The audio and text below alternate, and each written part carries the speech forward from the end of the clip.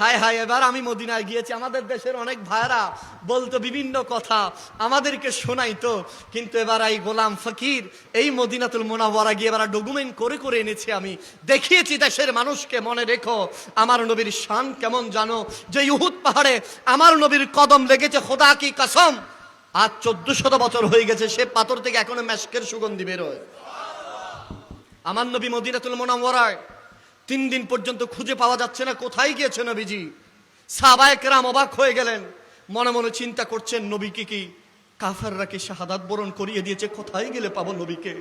সাহাবায়ে কেরামের একটা দল সিদ্দিক আকবর সহ খুঁজতে খুঁজতে হুদের পাদদেশের একটা পাহাড় আছে, সেখানে একজন রাখালকে দেখলেন। এই রাখাল, বলো আমার নবীকে দেখেছো? রাখাল বলে যে আপনার নবীকে তো চিনি না, তবে হ্যাঁ ওই পাহাড়ের একটা গুহা রয়েছে, সেটার ভিতরে একজন ব্যক্তি আজকে 3 দিন হয়েছে, 3 রাত হয়েছে, উনি ওখানে সিজদায় পড়ে আছে, আর আমার এদিকে পশু যেগুলা রয়েছে, উট ভেড়া বকরি, 3 দিন পর্যন্ত পাহাড়ের নিচে দাঁড়িয়ে দাঁড়িয়ে কান্না করতেছে। বলছে খোদার কসম 3 দিন পর্যন্ত আমার পশু গুলাকে, গৃহপালিত পশুগুলাকে আমি খাবার খাওয়াইতে পারি নাই, পানি খাওয়াইতে পারি নাই। আরে আমি ঘর থেকে দিনও এসে দেখতেছি আমার পশুগুলা দাঁড়িয়ে আছে, রাতও এসে দেখতেছি পশুগুলা দাঁড়িয়ে আছে, হয়তো সে ব্যক্তি হতে পারে। সিদ্দিক আকবর চোখের পানি ছেড়ে বললেন, হ্যাঁ হ্যাঁ, তিনি আর কেউ নয়, তিনি আমার রহমতের নবী হবে। আমার নবী তো শুধু মানুষের জন্য নবী নয়, আমার নবী তো পশু পাখির জন্যও নবী। সাহাবায়ে কেরাম, আমি সেই পাহাড়ে রোজা রেখে আবার উঠেছি, আমি সেই অনেক উপরে পাহাড়।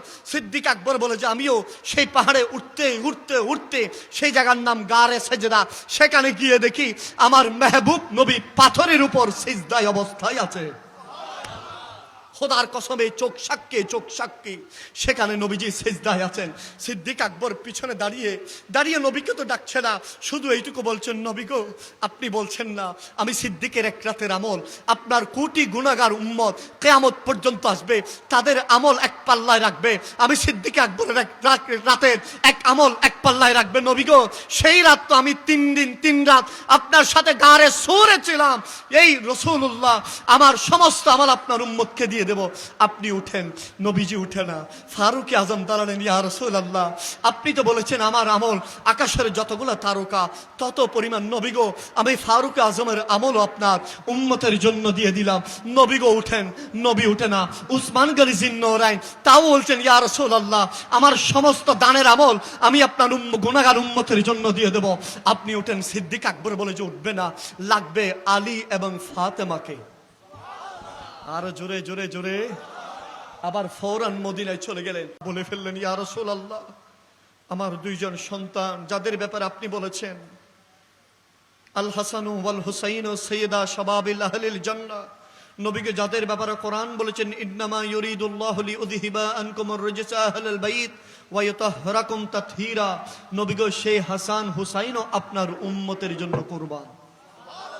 আল্লাহু আকবার, আল্লাহু আকবার বলেন। বলেন হাদিসের ভাষায় নবীজি এই কথা বলতে ফাতেমা বলতে দেরি হয়, নবী গো আমার হাসান হুসাইন আপনার উম্মতের জন্য কোরবান। নবীজি সিজদা থেকে সেরে পাক তুললেন। সিদ্দিক আকবর বলেন, নবীজি সেরে পাক তুলতে দেরি, আমি গারে সেজদার দিকে তাকিয়ে আছি, পুরো সেজদার স্থানটা নবীর চোখের পানিতে ভরে গেছে। ইয়া রাসূলুল্লাহ কান্না করছেন কেমনে? আমার নবী বললেন, 3 দিন 3 রাত ধরে ঝর্ণা থেকে যেভাবে পানি বের হয়, আমি রাসূলুল্লাহর চোখ থেকে ঝড় ধরায় পানি বের হয়েছে। আমার আল্লাহ ফরমান জারি করে দিয়েছে, মেহবুব নবী গো আপনার সেরে পাক তুলেন, আমি চোখের পানি দেখতে চাই না। নবী ও কিভাবে খুশি হব বলেন? ইয়া রাসূলুল্লাহ বলেন আপনার সেরে পাক তুলেন, আমি রাসূল সেরে পাক তুলি নাই। সিদ্দিক তোমার আমল সেরে পাক তুলি নাই, ফারুক আজমের আমল আমি সেরে পাক তুলি নাই, উসমানের আমল সেরে পাক তুলি নাই, আলীর আমল সেরে পাক তুলি নাই, ফাতেমার আমল সেরে পাক তুলি নাই। যখন বলেছেন হাসান হুসাইন আমি সেরে পাক তুলেছি, আল্লাহ যেন হাসান হুসাইনের আবার নাতিদের সদকায় যেন আমার উম্মতকে জান্নাত দান করেন। আল্লাহু আকবার বলেন, আল্লাহু আকবার। আমার নবীজি সেরে পাক থেকে মাথা মোবারক তুললেন, ফাতেমাকে বললেন, ফাতেমা আবার বলো। ফাতেমা বলেন, ইয়া রাসূলুল্লাহ আমার হাসান হুসাইনও আপনার গুনাহগার উম্মতের জন্য কুরবান। আমার নবীজি শুকরান সিজদা দিলেন। সেখান থেকে কারবালার প্রান্তরে ইমামে আলী মাকাম শাহাদাত বরণ করবে এবং ইমামে আলী মাকাম ইমাম হুসাইন জাহেরের মাধ্যমে শাহাদাত বরণ করবে। ফয়সালা হয়ে গেছে। আমি সেই জায়গায় গিয়েছি, সেখানে খোদার কসম করে বলি, এখনো সেই গারে সেজদা থেকে আমার নাক সাক্ষী, আমার চোখ সাক্ষী, সেই পাথর থেকে এখনো পর্যন্ত মেশকের সুগন্ধি বের হচ্ছে। ১,৫০০ বছর আগে মুস্তাফা যেখানে সিজদা দিয়েছেন সেখান থেকে মেশকের সুগন্ধি বের হচ্ছে। কেমনে সেই নবী আমার মতো বলে, কেমনে সেই নবীকে আমার মতো বলে। আজকে আপনি নামাজ পড়ছেন, কোনো আপত্তি নাই, হজ করছেন, কোনো আপত্তি নাই, যাকাত দিচ্ছেন, কোনো আপত্তি নাই, ঈমান রাখছেন, কোনো আপত্তি নাই, কোরআন পড়ছেন, কোনো আপত্তি নাই, অথচ এই সব কিছু যিনি এনেছেন সে নবীর প্রেম নিয়ে আপনার আপত্তি। কথা বলেন ঠিক কিনা? নবীর ভালোবাসা আপনার আপত্তি, নবীর আশকে রাসূল আপনার আপত্তি। তাহলে শুনেন, আমি আপনাকে হাদিসের পাথায় নিয়ে যাই। আমার নবীজি একটু আসরের নামাজ পড়ে একটু করে আরাম করবেন, শের খোদা আলী মর্তুদা বিছানা বানিয়ে দিলেন। সুবহানাল্লাহ জোরে বলেন। আমার নবী আলী রাদিয়াল্লাহু তাআলা আনহুর কুলের মধ্যে আরাম করছেন। তিনি কোন আলী? যে আলীর জীবনে নামাজ ছুটে যায় নাই। সুবহানাল্লাহ বলেন। সেই আলীর কুলেকে নবীজি আসরের ওয়াক্ত চলে যাচ্ছে, সূর্য ডুবে গিয়েছেন। মুস্তাফার চেহারা মোবারকে দুইজনের চোখের পানি পড়েছেন, একজন সিদ্দিক আকবর, একজন শেরে খোদা আলী মর্তুদা। নামাজ পড়তে পারে নাই, সেজন্য চোখের পানি ছেড়ে দিয়েছেন। আজকে আমরাও নামাজ পড়তে পারি না, আমরা তো নামাজ মিস করে দিই, ঠিক না বলেন? নামাজ পড়ি না আমরা। সে শের খোদা আলী মর্তুদা চোখের পানি ছেড়ে দিলেন। হায়, আসরটা ছুটে গেল আলী থেকে। এই দুঃখে চোখ দিয়ে পানি এক ফোঁটা মুস্তাফার চেহারাতে পড়েছে। নবীজি চোখ খুলে দিলেন। আল্লাহু আকবার বলেন। আমরা হলে কি করতাম? নবীকে উঠেন, আসর চলে যায়। কিন্তু এখানে শের খোদা আলী মর্তুদার নামাজ ছেড়ে দিয়েছেন মুস্তাফার তাজিমের জন্য। সুবহানাল্লাহ বলেন। বলছে আমার নামাজ চলে যাবে, নামাজ তো পেয়েছি নবীর জন্য। সুবহানাল্লাহ বলেন না? আরে ইমাম তো পেয়েছি নবীর জন্য। ঈমান মিলা উনকে সাদিকে, কোরআন মিলা উনকে সাদিকে, যিনি আমার মেহবুব নবী। জোরে বলেন সুবহানাল্লাহ। আরে মায়া বিয়াগিন ঢালি দি বানায়ে আল্লাহ, আরে এদিনই মায়া আরে নবীরে লাগে এতাল্লাহ। সুবহানাল্লাহ বলেন।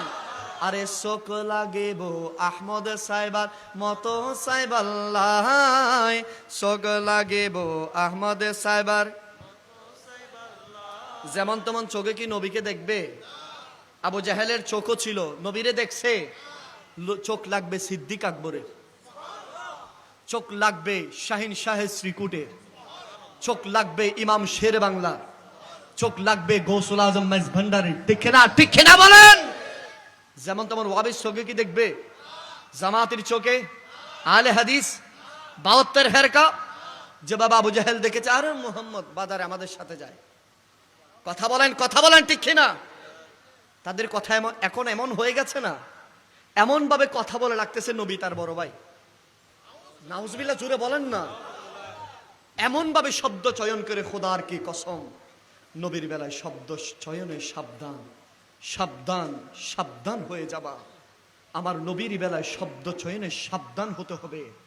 মনে রেখো, উম্মত কখনো নবীর মতো হতে পারে না, নবী কখনো উম্মতের মতো হতে পারে না। তিনি তো ওই মায়ার নবী, যেই নবী উহুদের ময়দানে দান শহীদ হয়েছিল উম্মতের জন্য।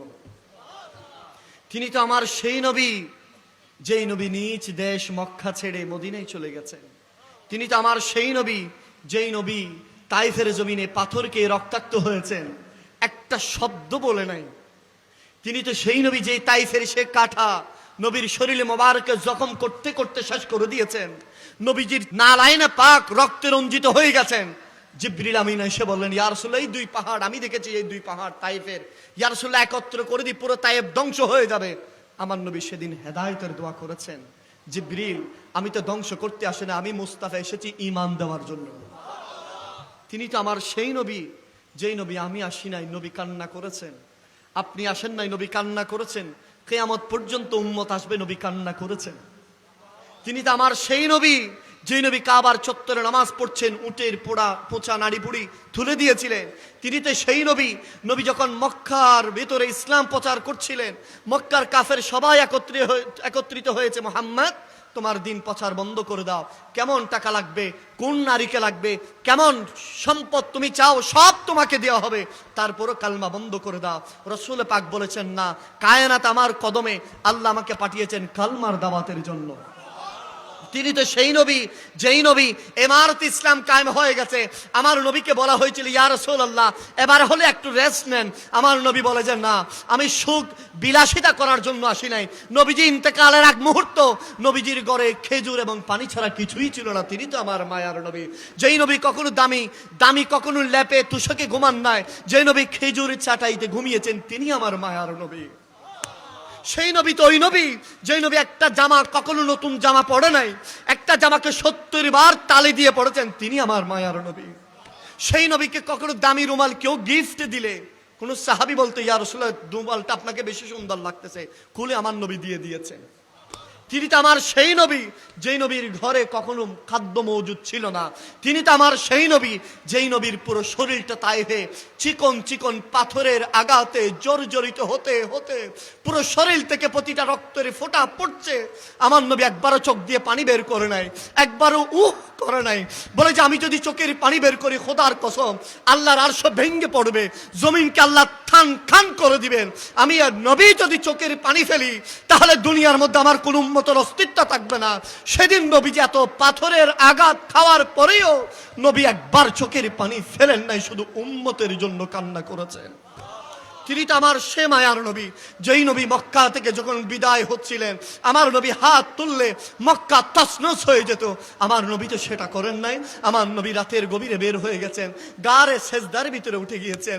আমার নবী ভারে সেজদার ভেতরে ছিলেন। সেদিন যদি নবী চাইতেন, কাফের সবাই ইনস্ট্যান্ট পাথরের মতো মূর্তি হয়ে যেত। তারপর আমার নবী তো বদদোয়া করে নাই, কাফেরদের জন্য আমার নবী হাত তুলে হেদায়েতের দোয়া করেছিলেন। তিনি তো আমার সে মায়ার নবী, সে রহমতের নবী, যেই নবী যেদিন ফতে মক্কার সময় বিশাল সৈন্যবাহিনী নিয়ে খানায়ে কাবায় মক্কায় আসছিলেন, সেদিন চাইলে মক্কার সবাইকে কচুর মতো কেটে ফেলতে পারতেন, মক্কার ঘরবাড়ি সব জ্বালাই দিতে পারতেন। সেদিন মেহবুব নবী বলেছেন, না, তোমরা আমাকে মক্কা থেকে বের করে দিয়েছো, আমার উপর কষ্ট দিয়েছো, আমার উপর জুলুম নির্যাতন করেছো, ইসলাম যারা গ্রহণ করেছে তাদের উপরে নির্যাতন করেছো, মনে রেখো আমি রাসূল হিদায়াতের জন্য এসেছি। আল্লাহ আমাকে দুনিয়ায় রহমতুল লিল আলামিন হিসাবে পাঠিয়েছেন।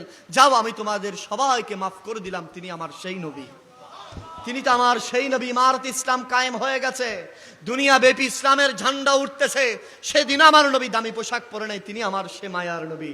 ইমারত ইসলাম কায়েম হয়ে গেছে, দুনিয়া ব্যাপী ইসলামের ঝান্ডা উঠতেছে। সেদিন আমার নবী পেট ভরে খানা খাই নাই, তিনি আমার মায়ার নবী। তিনি আমার সে মায়ার নবী, যে মায়ার নবী দুনিয়া থেকে বিদায় নিবেন।